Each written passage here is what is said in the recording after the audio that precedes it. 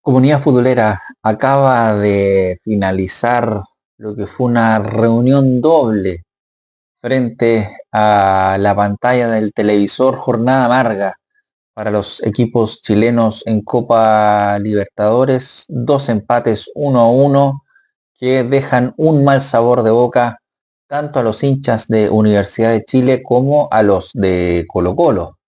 En el primer turno, en un partido que se demoró una hora en virtud del diluvio que caía en la ciudad de Valencia, Universidad de Chile apenas logró un empate frente a Carabobo y pierde la posibilidad de ser el primer chileno desde que se instauró eh, la fase de grupos vía sorteo en Copa Libertadores. Esto es desde el año 2000.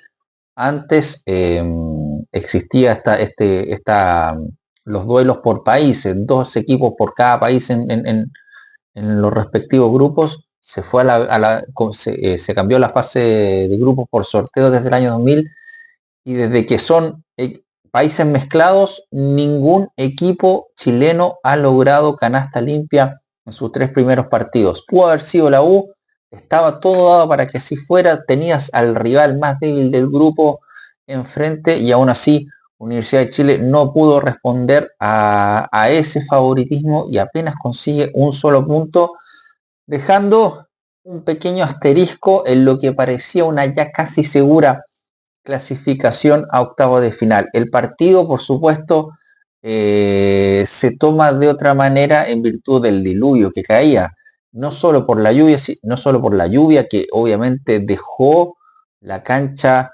en muy malas condiciones en un principio. Esto es una lluvia, no un diluvio frío como acá en Chile, sino que es un diluvio con calor, con humedad. El agua se va evaporando rápidamente, el drenaje por supuesto es muy bueno también de la cancha, y parecía que si bien la pelota daba un buen bote, se podía jugar bien al balón, no, salvo el sector más cercano a nuestra pantalla, el izquierdo de la Universidad de Chile en el primer tiempo, donde habían ciertos pozos, el partido se jugó jugar bien, pero eso desde lo físico se siente, el agua también hace pesada la cancha por más que la pelota ruede, y por ahí puede haber un atenuante para la Universidad de Chile porque también el desgaste de un viaje largo se jugó el día, viernes o jueves, ya no recuerdo el partido ante La Serena, entonces puede haber un atenuante por supuesto, pero tú tienes que estar preparado para esas vicisitudes y más todavía cuando tenías a un rival que la verdad ofreció muy poco, prácticamente nada. Lo de Carabobo fue muy flojo, un equipo también que se supo reconocer como un equipo que no tiene ninguna posibilidad de clasificar a segunda fase en Copa Libertadores y la meta más eh, alta posible es rajuñar en algún punto a uno de los tres equipos. Está muy por debajo Carabobo, y eso lo vimos en el primer tiempo. Carabobo jugando como visita, defendiéndose y jugando a las salidas largas sin siquiera eh, tener una idea, un plan B, porque Universidad de Chile se hizo dueño de la pelota de inmediato, se colocó en campo rival y el equipo local solamente salía por la derecha, justo donde había más agua en el pasto, entonces no tenía claridad. Así el cuadro de Universidad de Chile se hizo dueño del partido rápidamente, pero si bien tuvo una oportunidad rápida antes de los 10 minutos y tuvo bastantes acercamientos al área local, hay un cabezazo, hombrazo que lo falla Calderón en la línea tras un córner, un remate de Israel Poblete y una chique del golero de Carabobo ante una jugada donde se iba solo Di Iorio. Eran acercamientos tibios de la U, más dominio que peligro y con una característica que se repitió durante todo el primer tiempo, que es que la Universidad de Chile tenía más receptores en el área que generadores de fútbol. Me explico. Al cederle tres cuartos de cancha el elenco venezolano a la U tenía muy fácil la pelota. No era necesario combinar para llegar a la entrada del área venezolana. Era solamente tocar, trasladar la pelota. Y eso hacía que de repente, al ver tantos defensas también en el área local, la U avanzara en bloque hacia esperar el centro, hacia esperar el pase en profundidad, pero no había mucha sorpresa. Solamente por la derecha algunas pasadas de Ormazábal, pero sin tener esa profundidad en los últimos 10-15 metros para poder llegar a una línea de fondo, para poder mandar un pase atrás, y todo quedaba en ese centro paralelo a la línea del área grande, donde ahí la defensa local, hay que decirlo, trabajó muy bien bloqueando sobre todo a Lucas Di Iorio, que hoy día estuvo bastante desaparecido, no estuvo tan participativo como los muy buenos dos partidos anteriores que tuvo ante Botafogo y Universidad de Chile. Parecía que el partido iba a seguir así todo lo que restaba de él, cuando a los 22 minutos una jugada polémica, para muchos no es penal, para la transmisión oficial no es penal, para Rivarola no es penal, pero para mí sí. ¿Por qué? Porque si bien hay una jugada dividida en la que Calderón continúa con el trayecto de su pierna para rechazar el balón, va con el pie en alto. Esto no es una jugada, una pelota dividida donde Calderón revienta con el empeine el balón y con la pierna, el mismo, con la canilla, con el empeine, qué sé yo, con el borde externo, termina impactando al jugador venezolano en la continuación de su movimiento. No es así, sino que va con la pierna en alto. Entonces no es una jugada en la que, si bien rechazas, cuando tú vas con los estoperoles en plena canilla del jugador, es imposible no cobrar penal. Hay un paralelo en el que malamente no se cobra, final de Copa Libertadores 2018, en la llave River Independiente, un penal grotesco de Javier Pinola en el área, en el Monumental, no lo cobra el árbitro, creo que era Anderson Daronco, y es un penal no cobrado del que se habla hasta el día de hoy. Una jugada bastante similar, con la misma lógica, en esta vez se cobra para mí correctamente, si bien no se fue a revisar una mano que me pareció de un jugador venezolano en el momento previo de esa infracción, pero bueno, lo cobra el referee, lo confirma con el VAR y lo cambia Edson Tortolero por el 1-0, ventaja para Carabobo, inesperada porque era dominio absoluto de la U, porque Carabobo no tenía por dónde, y eso obviamente le desordena el naipe de la organización a la Universidad de Chile dentro de lo que queda del partido, porque si bien tan ahí a la pelota, no estaba generando peligro, no tenía espacios, y ya encontrarse más encima con un gol abajo, obviamente se ponía complicada la cosa. Así lo ve Gustavo Álvarez en el entretiempo y realiza tres cambios de una. Sale Nicolás Ramírez, sale Israel Poblete, sale Nicolás Guerra y mete a Leandro Fernández, a Maxi Guerrero y a Javier Altamirano.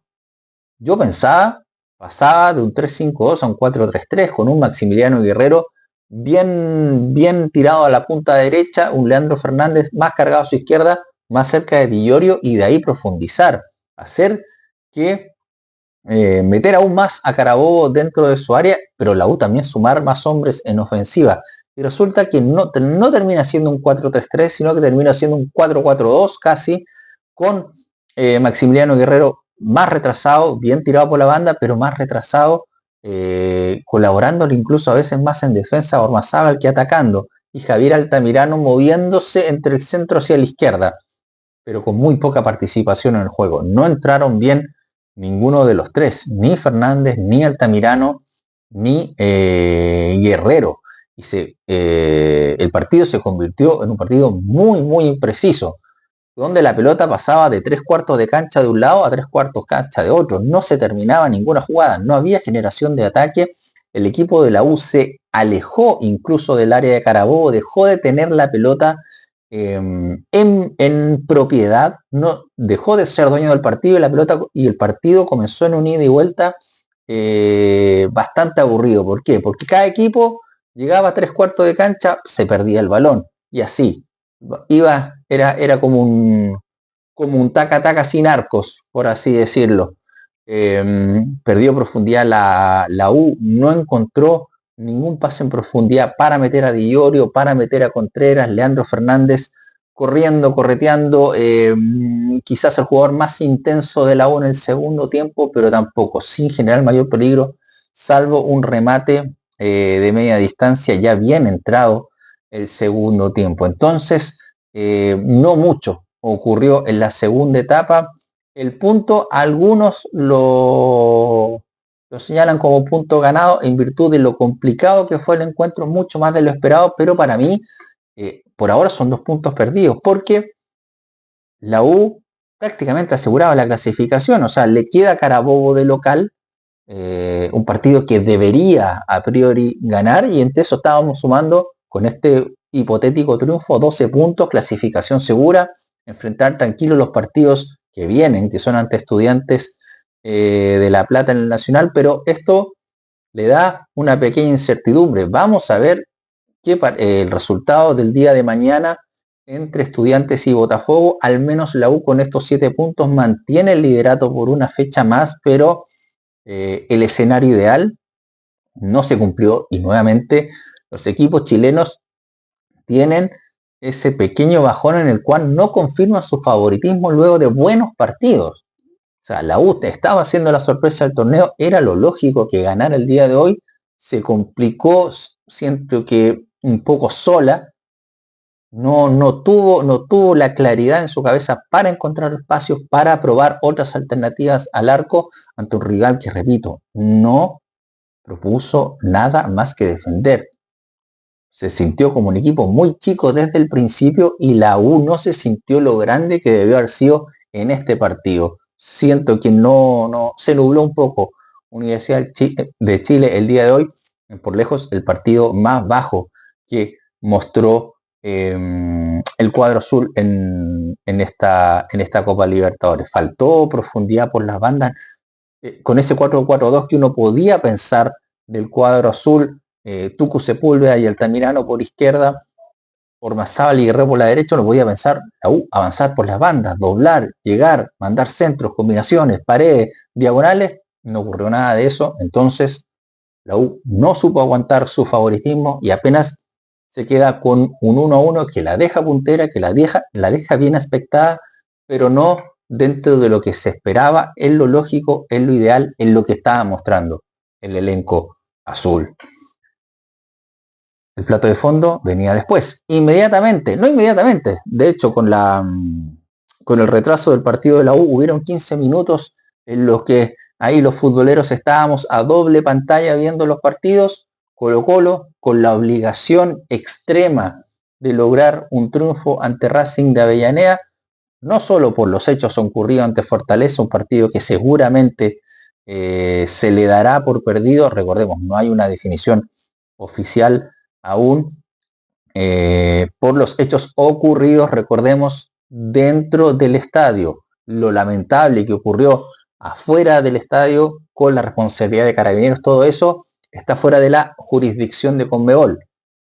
Conmebol decidirá solamente en virtud de la estupidez ocurrida adentro del estadio con la invasión, y eso seguramente significará el triunfo para Fortaleza, la derrota de Colo-Colo. Por eso estaba la obligación de ganar la Racing, más aún por el hecho de que Bucaramanga le había ganado al elenco argentino en Avellaneda la fecha pasada. Entonces estaba todo más apretado y era una oportunidad de oro para Colo-Colo poder reivindicarse, poder recuperar esos puntos que se pudo haber logrado ante el elenco brasileño. Y así se estaba consiguiendo. Tempranamente Colo-Colo comienza a ser dominador del encuentro en un partido tremendamente copero, pero con un jugador que tiene esos detallitos de Copa Libertadores, esas variantes en el juego que te puedan decidir partidos.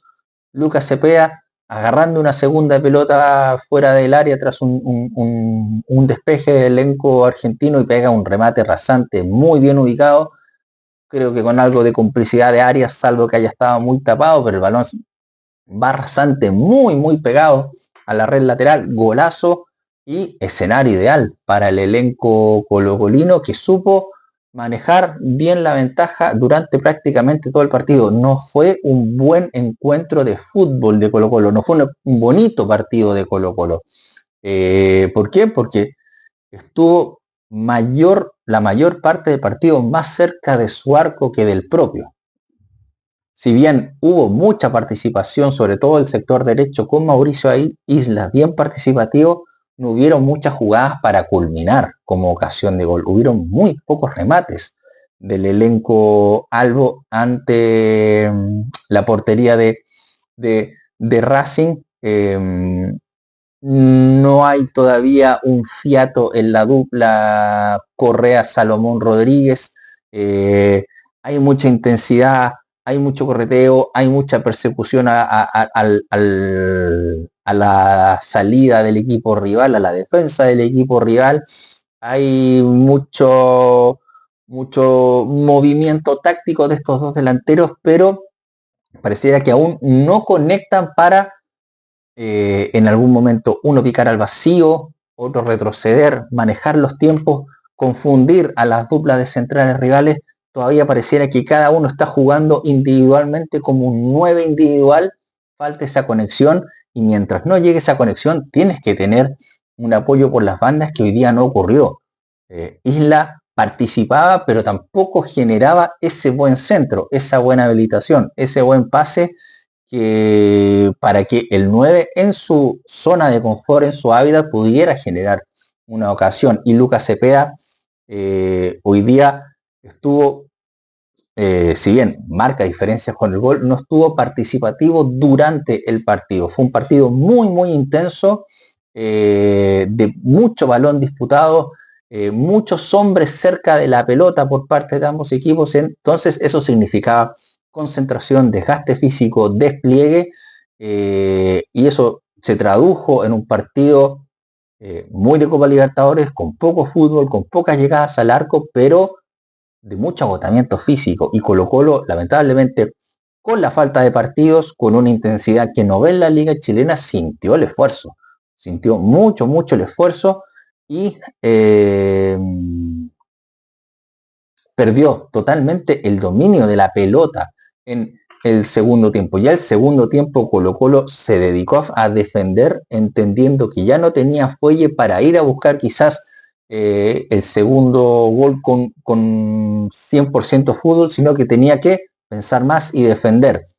Entendiendo también que uno de los fuertes de este Colo-Colo de Almirón es la alta efectividad frente al arco contrario. Colo-Colo en Copa Libertadores, bajo la mano de Almirón, llega poco, pero convierte mucho. Ocurrió en Bucaramanga, ocurrió en la Copa Libertadores anterior, no ocurrió en el primer tiempo ante Fortaleza, donde sí tuvo hartas llegadas y no convirtió, pero lo normal es que llega poco y anota.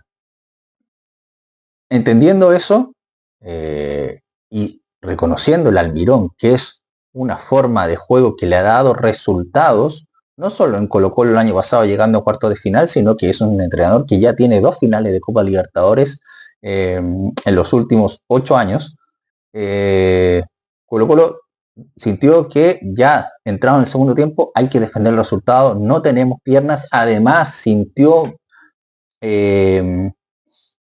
emocionalmente, por así decirlo, la salida de Arturo Vidal, que no daba más físicamente. Si bien estuvo hoy día impreciso, no había un jugador en el partido que manejara la temperatura del mismo como Arturo Vidal.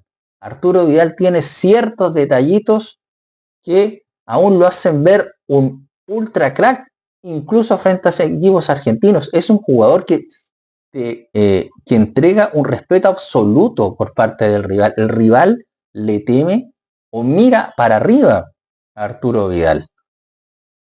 En ese pequeño encontrón con Maravilla Martínez, por ejemplo, como cuando van sobre Arturo Vidal, los jugadores le piden disculpas después de los fouls, no lo encaran, no van frente al árbitro cuando Vidal va a conversar con él. Son pequeños detallitos que en Copa Libertadores se sienten mucho, y para los últimos 15 minutos hicieron mucha falta. Entendible, físicamente no estaba para los últimos 15 Arturo Vidal, tiene que ser reemplazado, pero entra un Vicente Pizarro que está a galaxias de ese manejo de partido que tiene el número 23 colocolino. Entonces es en el último tiempo, no le ayudaron los cambios a Colo-Colo, no entró bien Pizarro, volados prácticamente intrascendente. Entonces se comenzó a encerrar aún más Colo-Colo. ya le dejó las bandas libres para que centrara los laterales de Racing y agrupar hombres en el área el cuadro de Almirón para rechazar, pero resulta que en el último minuto, en los últimos minutos, desde un lateral, muy buen lateral enviado al centro del área, nadie salta. Nadie salta en la defensa de Colo-Colo, se genera un rebote y termina igualando el elenco de Avellaneda del partido, un empate que termina siendo casi una derrota para el elenco colocolino y lo deja muy mal aspectado en virtud de lo que viene en Copa Libertadores. No logra ganar seguramente de local, van a ser seguramente un punto de 6 ante los rivales directos. Vienen ahora 2 partidos de visita que va a tener que ir a ganarlos. Colo-Colo va a tener que ir a ganar estos 2 partidos ante Fortaleza el 6 de mayo y ante Racing el 14 del mismo mes. Entonces queda muy presionado el elenco de Colo-Colo. Vamos a ver además si llega con ritmo de juego. En virtud de todo lo ocurrido en la semana antepasada en el Estadio Monumental, no es de extrañar que se sigan suspendiendo los partidos del elenco popular. Entonces, es un equipo que está sin ritmo de fútbol y además, al no estar sin ritmo de fútbol, no tiene, valga la redundancia, un ritmo de juego habitual y mucho menos un ritmo de lo que significa un partido de Copa Libertadores.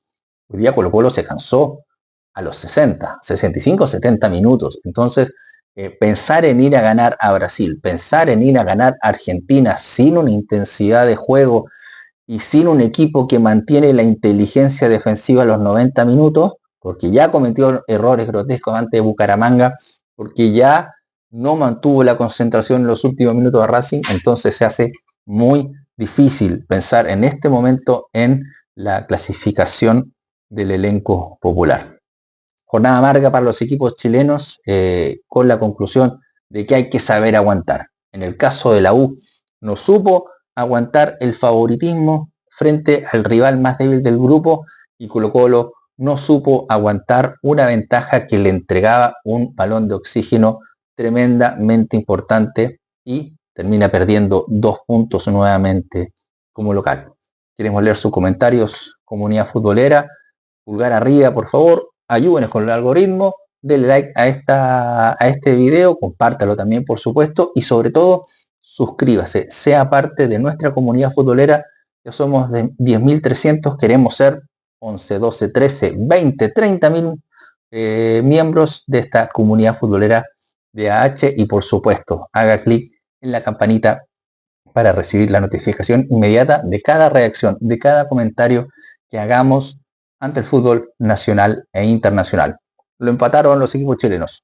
1-1 el Aguante Carabobo, 1-1 Colo-Colo ante Racing. Que estén muy bien. Chao, chao.